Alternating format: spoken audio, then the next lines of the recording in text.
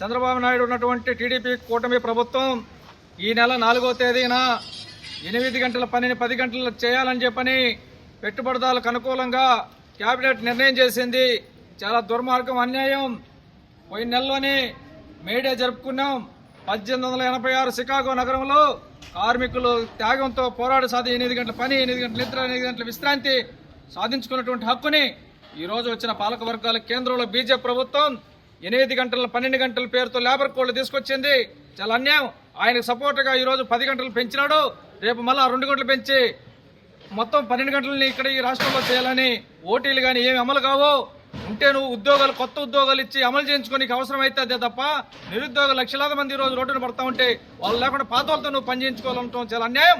కాబట్టి వెంటనే పెంచిన 10 గంటలు ఉపసరించుకోవాలి, 8 గంటల పని దినాన్ని అమలు చేయాలని చెప్పని మేము సిఐటి గారు డిమాండ్ చేస్తున్నాం. అన్నమయ్య జిల్లా రైల్వే కోడూరులో ఈరోజు ఆందోళన జరుగుతుంది.